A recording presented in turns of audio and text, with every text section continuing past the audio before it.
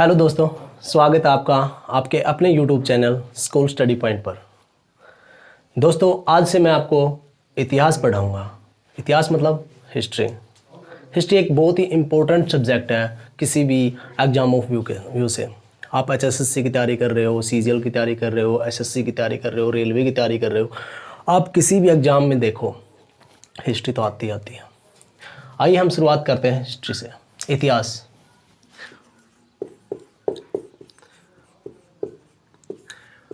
इतिहास की अगर मैं बात करूं तो इतिहास शब्द ग्रीक भाषा से लिया गया।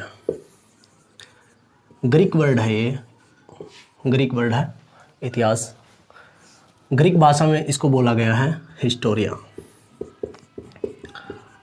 हिस्टोरिया वर्ड से ही बना है हिस्ट्री। अब हिस्टोरिया वर्ड की अगर बात करें तो इससे हिस्ट्री बना है। इसी वर्ड के नाम से एक पुस्तक लिखी गई, हिस्टोरिका। हिस्टोरिका लिखने वाले थे हेरोडोटस। हिस्टोरिका बुक को लिखने वाले थे हेरोडोटस। हेरोडोटस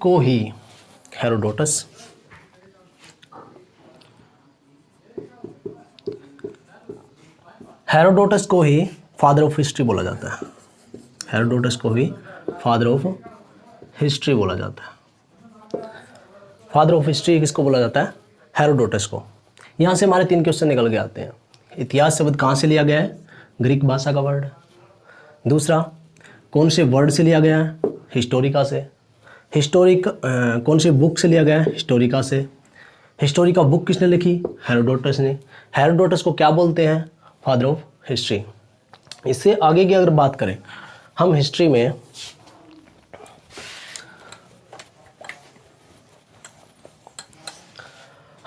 पढ़ेंगे पुरातात्विक स्रोत, जैसे कौन कौन से अभिलेख मिले, कौन कौन से अवशेष मिले, कौन कौन सी क्या चीज़ें मिली, क्या क्या मिला।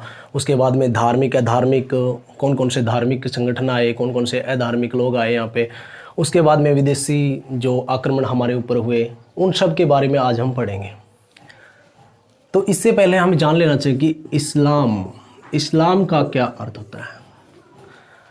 इस्लाम एक धर्म है, मुस्लिम धर्म है। तो इसके 5 स्तंभ हैं। कितने स्तंभ हैं? 5। तो सबसे पहला क्या है? कलमा। सबसे पहला है कलमा। कलमा का मतलब होता है कि अल्लाह एक है। दूसरा क्या होता है? अल्लाह एक है। अगर दूसरे की बात करें तो आपको पता होगा मुस्लिम लोग रोज़ा रखते हैं। तो दूसरा क्या हो गया? रोज़ा बहुत इंपॉर्टेंट है इनके लिए, इनको रोज़ा रखना ही पड़ता है। तीसरा, इनको कर देना पड़ता है, टैक्स देना पड़ता है, ज़कात जिसको बोलते हैं, ज़कात देना पड़ता है 1/40। जो एक सच्चा मुसलमान होगा उसको ज़कात देना ही देना पड़ेगा। मतलब अपनी जितनी भी इनकम होगी उसका 1/40 हिस्सा इस्लाम धर्म को देना होगा। ठीक है। उसके बाद में अगर बात करें तो ये क्या करेगा? नमाज पढ़ेगा। एक मिनट।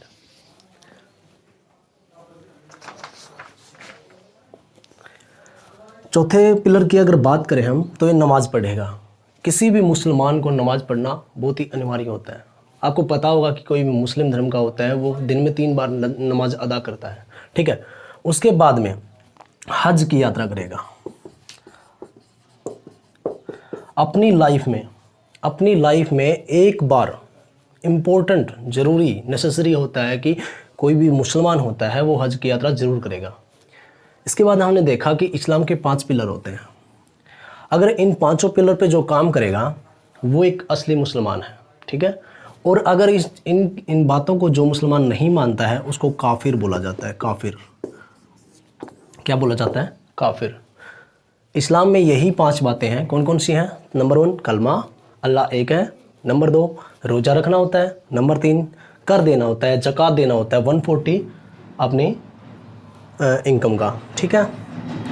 नमाज अदा करेगा और हज की यात्रा करेगा। ये 5 पिलर होते हैं इस्लाम धर्म के। अब हम बात करते हैं कि इस्लाम धर्म के फाउंडर कौन थे। इस्लाम धर्म के फाउंडर कौन थे?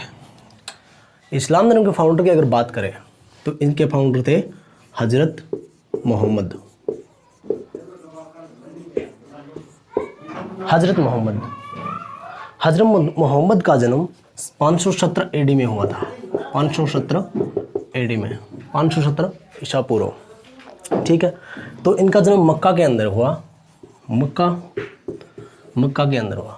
मक्का मदीना जिसको बोलते हैं, जहाँ पे हज की यात्रा के लिए जाते हैं, वहीं पे इनका जन्म होता है मक्का में। और 610 ईस्वी में इनको महाज्ञान की प्राप्ति हुई थी। महाज्ञान की प्राप्ति हुई कहाँ पे? हीरा गुफा के अंदर। कौन सी गुफा के अंदर? हीरा गुफा के अंदर इनको महाज्ञान की जो प्राप्ति हुई थी।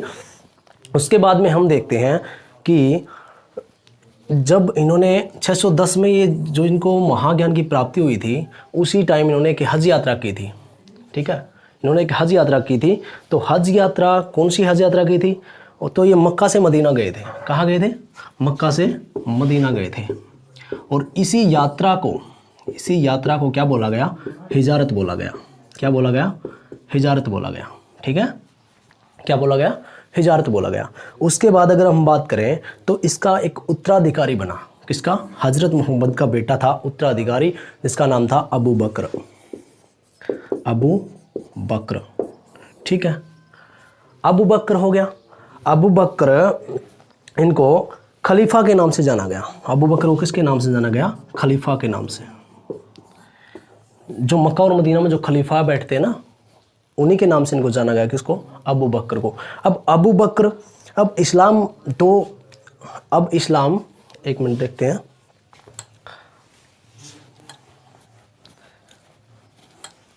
अगर इस्लाम की बात करें तो इस्लाम यहाँ पे 2 पार्ट में डिवाइड हो जाता है। एक तो हो जाता है कौन सा? एक तो हो जाता है अली और एक अबू बकर। ये शिया मुसलमान बोला जाता है इनको। ये सुन्नी मुसलमान थे। कौन से मुसलमान थे? ये सुन्नी मुसलमान थे, ठीक है। शिया और सुन्नी मुसलमान 2 पार्ट में बट गए। तो अब सुन्नी का मतलब क्या होता है? सुन्नी का मतलब ही क्या होता है? ये लोग धर्म युद्ध के लिए, ये जिहाद के लिए जीते थे। जिहाद का मतलब ही क्या होता है? धर्म युद्ध के लिए। ये लोग अपने धर्म के लिए जीते थे, मतलब ये अपनी मुस्लिम जो कम्युनिटी है उसी को बढ़ावा देते थे, ठीक है। उसके बाद में जो अली थे उनका एक बेटा हुआ जिसका नाम था हुसैन। क्या नाम था? हुसैन। और हुसैन की हत्या कर दी थी अब्बास ने। किसने कर दी थी? अब्बासी ने। अब्बासी या बोल दो, अब्बास बोल दो। अब्बासी ने क्या किया? अली की हत्या कर दी। और इसी अली की हत्या के कारण एक त्यौहार मनाया जाता है मुस्लिम कम्युनिटी में, जिसको बोलते हैं मुहर्रम। तो मुहर्रम की शुरुआत ही किसकी डेथ पे हुई? अली की डेथ पे। किसने कर दी? अली के बेटे हुसैन की डेथ पे। किसने कर दी? अब्बासी ने। किसकी हत्या कर दी? अली के बेटे हुसैन की। इसके बाद में अब इन दोनों से मिलकर जो बने उनको सूफ़ी मुसलमान बोला गया। आपने सुना होगा, सूफ़ी कवि होते हैं, उनको क्या बोला गया? सूफ़ी मुसलमान बोला गया, ठीक है। इसके बाद में पढ़ते हैं हम मध्यकालीन भारत। अब आते हैं हम हिस्ट्री के ऊपर। मध्यकालीन भारत की अगर बात करें तो मध्यकालीन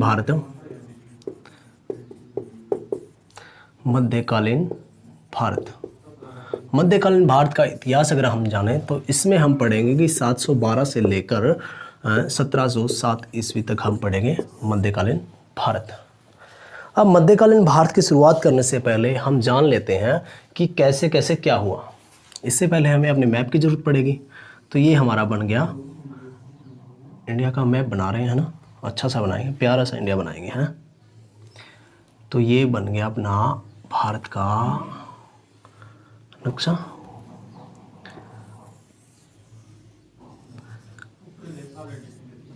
एक मान लो ऐसे ही है, ठीक है।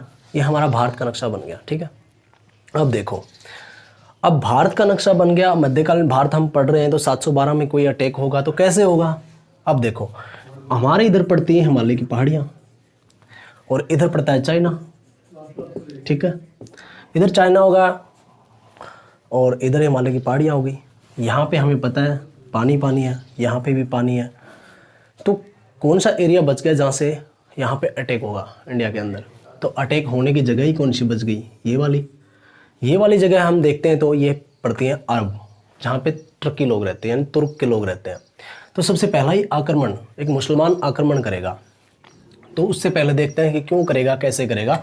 712 में आएगा कौन? मोहम्मद बिन कासिम आएगा। वो क्यों आएगा?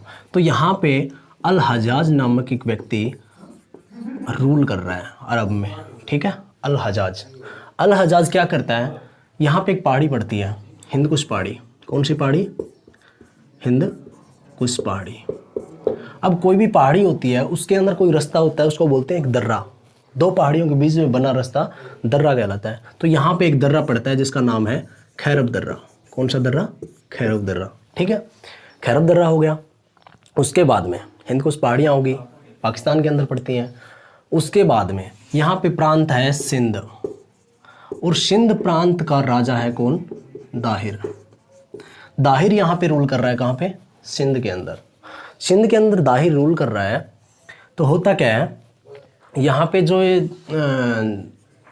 हिंदकुश जो सिंधु नदी है, हिंदकुश पहाड़ी के अंदर से बहती है सिंधु नदी। तो सिंधु नदी के रास्ते यहाँ पे ये व्यापार कर रहे हैं। कौन लोग व्यापार कर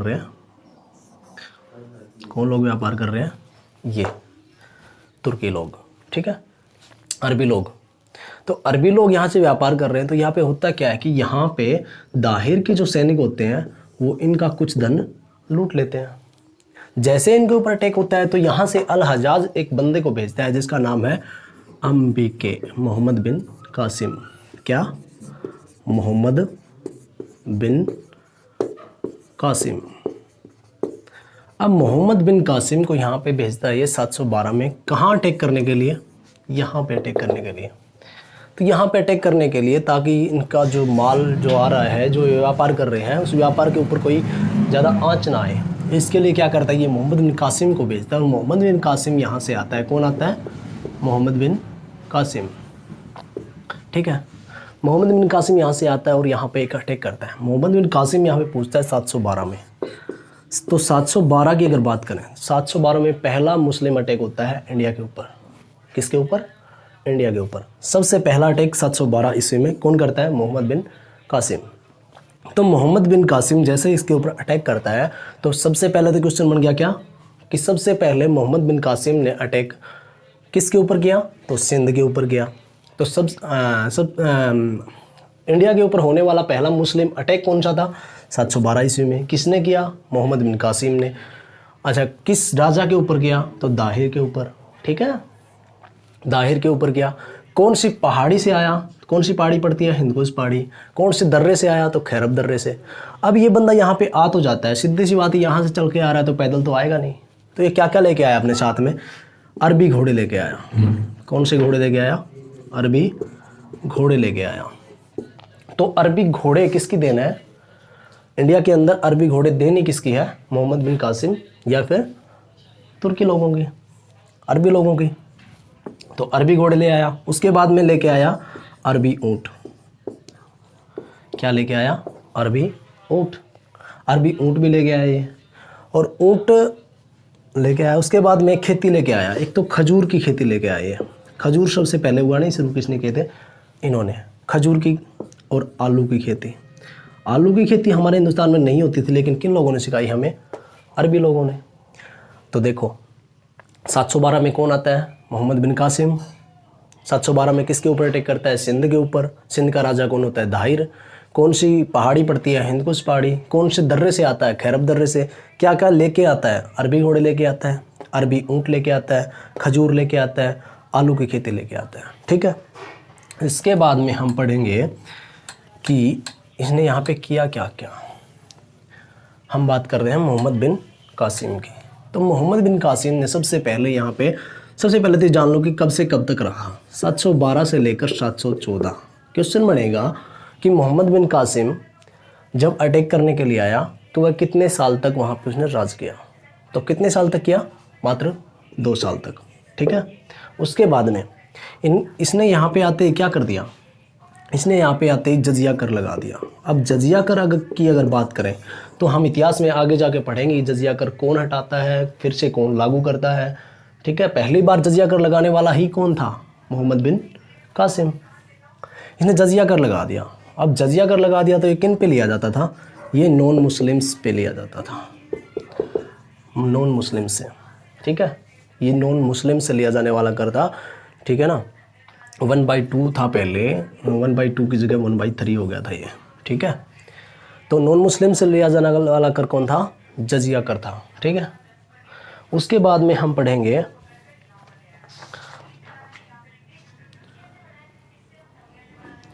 इसने और क्या क्या काम किए। इसने स्वर्ण सिक्के चलाए। स्वर्ण सिक्के, कौन से सिक्के चलाए? स्वर्ण सिक्के चलाए, और जिसका नाम था, जिनको बोलते दिहरम सिक्के। कौन से सिक्के चलाए इसने? स्वर्ण सिक्के चलाए, जिसको बोलते थे दिहरम सिक्के। उसके बाद में क्या होता है उसके बाद में एक हमारी मानचित्रावली है। मानचित्रावली यानी कि विश्व का मानचित्र। विश्व का मानचित्र देने वाले ही लोग कौन थे? अरबी लोग। कौन थे? अरबी लोग। अब अब हमारे मानसून आने वाला है। मानसून, तो मानसून शब्द ही कहाँ से आया है? मानसून शब्द भी कहाँ से आया है? अरब से आया है। ठीक है, यहाँ पे हमने जाना, देखो क्या क्या जाना। 712 से 714 ये बंदा यहाँ पे रहता है, जजिया कर लगाता है, नॉन मुस्लिम से अदा करवाता है, स्वर्ण सिक्के चलवाता है, जिनका नाम होता है दिहरम सिक्के, मानचित्रावली बनाता है। मानचित्रावली देन किसकी है? अरबी लोगों की है। मानसून शब्द कहाँ से आया? अरब से आया। इसके बाद में हम पढ़ेंगे, ये हो गया हमारा मोहम्मद बिन कासिम।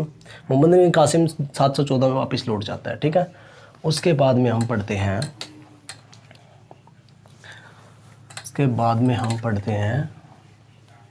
एक मिनट रुकिए। हाँ, उसके बाद में पढ़ते हैं हम आगे का इतिहास। अब हम आएंगे 739 ईस्वी में। कितने में? 739 में। तो 739 में यहाँ पे अफगानिस्तान, हम पढ़ेंगे भारत पर तुर्की आक्रमण। कौन से आक्रमण? तुर्की आक्रमण। कौन से आक्रमण पढ़ेंगे? तुर्की आक्रमण। तो तुर्की आक्रमण की अगर बात करूं तो यहाँ पे पड़ता है अफगानिस्तान। क्या पड़ता है?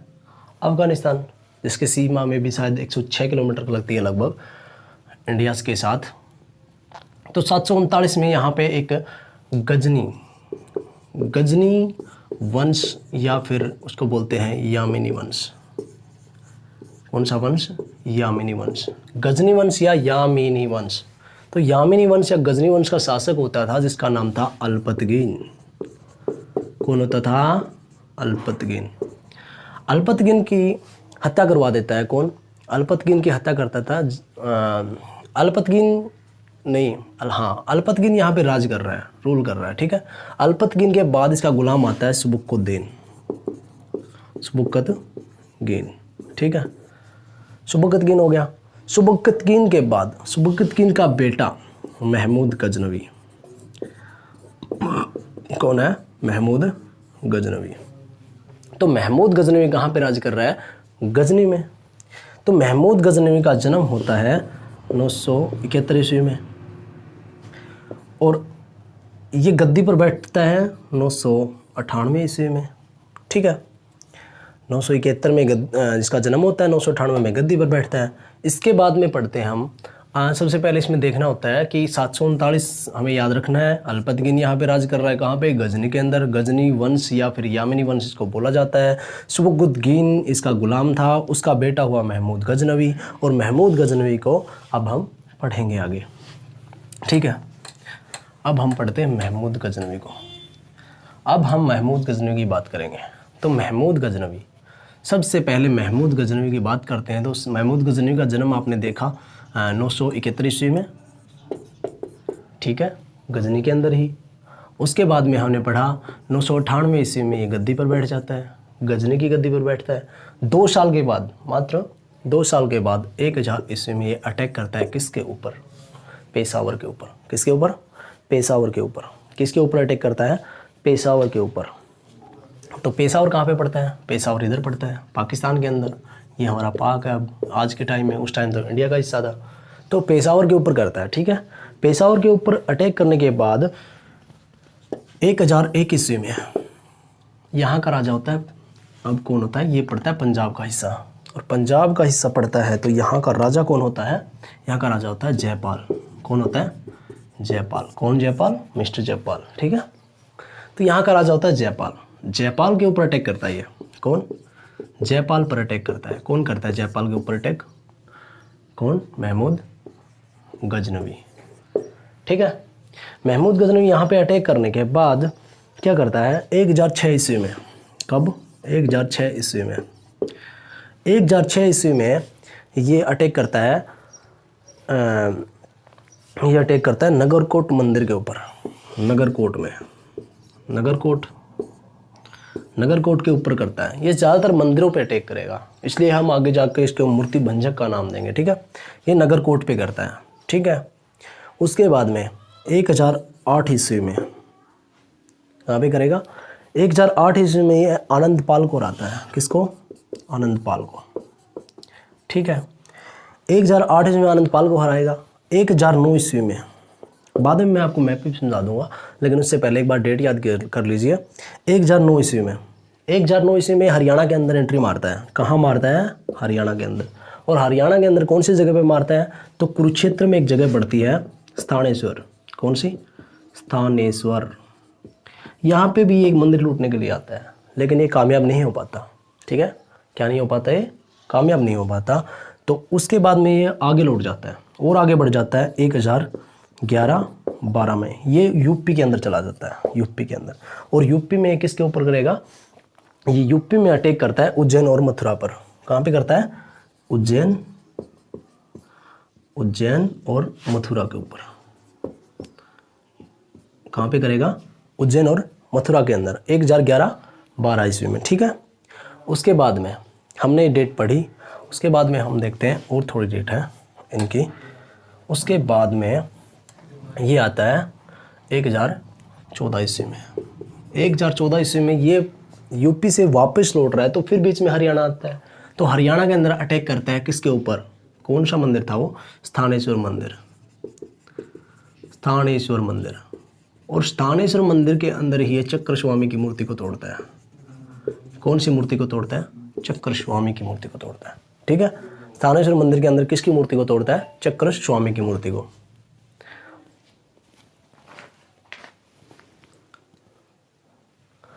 ये चक्र स्वामी की मूर्ति को तोड़ता है स्थानेश्वर मंदिर में। चक्र स्वामी बोला ही किसको गया, कृष्ण भगवान को, ठीक है। उसके बाद में 1014 के बाद इसका महत्वपूर्ण अटैक आता है, बहुत ही इंपॉर्टेंट अटैक आता है इसका 1025 में।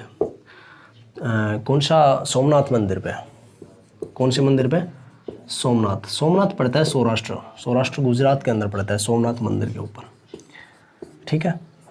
सोमनाथ मंदिर के ऊपर 1025 में अटैक करता है। ये बहुत ही इंपॉर्टेंट है, सबसे इम्पोर्टेंट है, क्योंकि इसमें पूछा गया है एक बार क्वेश्चन कि 1025 में जो महमूद गजनवी के द्वारा अटैक किया गया था वो कौन से नंबर का अटैक था, तो ये था 16वें नंबर का अटैक। कौन से नंबर का अटैक था ये, 16वें नंबर का अटैक, ठीक है। उसके बाद में यहाँ से करता क्या है, यहाँ से ये भीम फर्स्ट ने ये बनवाया था यहाँ पे, क्या, सोमनाथ मंदिर बनवाया था भीम फर्स्ट ने, ठीक है। सोमनाथ मंदिर बनवाया किसने था, भीम फर्स्ट ने। तो सोमनाथ मंदिर से क्या करता है, 20 लाख सोने के दिनारे लूटता है। 20 लाख सोने के दिनारे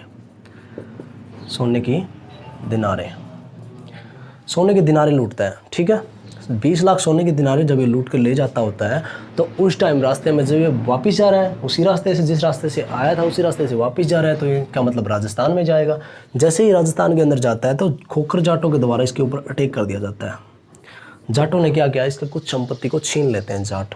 और जैसे ही ये आगे बढ़ता है, ये चला तो जाता है, लेकिन फिर ये 1027 में फिर वापस आता है और जाटों के साथ क्या करता है, युद्ध करता है, ठीक है। उसके बाद में जाटों के साथ युद्ध करके ये वापस लौट जाता है जहाँ से ये आया था, और वहीं पे जाके 1030 ईस्वी में इसकी हो जाती है मृत्यु। तो आज हमने पढ़ा महमूद गजनवी के बारे में। अब हम बढ़ते हैं अपने मैप से। अब मैप से देखते हैं, ठीक है। मैप से देखते हैं कहाँ से आता है, कैसे कैसे आता है। ठीक है, सबसे पहले याद करो डेट। 998 में गद्दी पे बैठ गया। 998 के बाद 1000, 1000 में, 1000 में कहाँ पे करेगा, ये आएगा इधर। ठीक है, पाकिस्तान में पेशावर के ऊपर, यहाँ पे इसे नोट कर देता हूँ। ठीक है, पेशावर के ऊपर कर दिया। पेशावर के बाद 1001 ईस्वी में क्या करता है, राजा जयपाल को हराता है। राजा जयपाल कहाँ पे बैठा है, पंजाब में। ठीक है, यहाँ पे आता है। उसके बाद में ये बंदा जाता है 1006 ईस्वी में, यहाँ पे आनंद पाल को हराता है। ठीक है, आनंद पाल को हराता है, इधर आता है।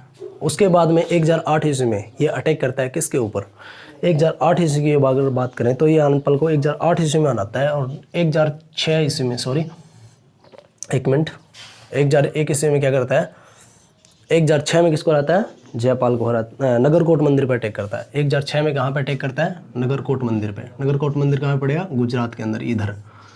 तो ये नगरकोट के ऊपर करता है अटैक। ठीक है, नगरकोट में करने के बाद 1009 में ये वापिस लौटता है इधर, यहाँ पे पड़ता है लगभग हरियाणा।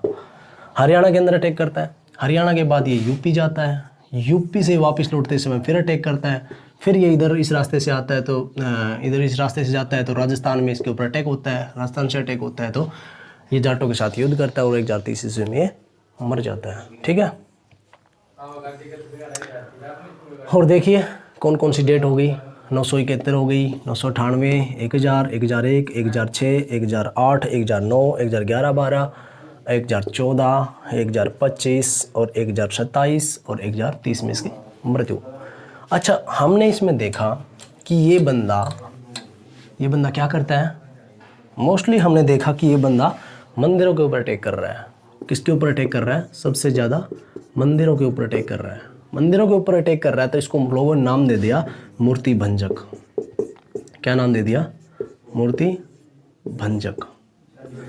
मूर्ति भंजक वही होता है जो मूर्तियों को तोड़ता है, उसी को मूर्ति भंजक बोला जाता है। ठीक है, उसके बाद में इसने क्वेश्चन बनता है कि इसने इंडिया के अंदर कितने टोटल अटैक किए, तो इसने 17 अटैक किए थे। कितने अटैक किए थे, 17 अटैक किए थे। इसका एक क्वेश्चन बनता है कि इसका 16वां अटैक कौन सा था। तो 16वां अटैक की अगर बात करें तो आपको पता होगा 1025 ईस्वी में हमने बताया, 1025 ईस्वी में सोमनाथ के मंदिर पर अटैक करता है। और सबसे इम्पोर्टेंट ही क्या बनता है इसमें, यही। ठीक है दोस्तों, शायद आपको कुछ समझ आया हो, अच्छा लगा हो तो इस वीडियो को शेयर कीजिए, सब्सक्राइब कीजिए। हमारा स्कूल स्टडी पॉइंट के नाम से यूट्यूब चैनल है। आपसे रिक्वेस्ट है आप स्कूल स्टडी पॉइंट को ज्वाइन करें, सब्सक्राइब करें, लाइक करें, कमेंट करें। ठीक है, थैंक यू दोस्तों।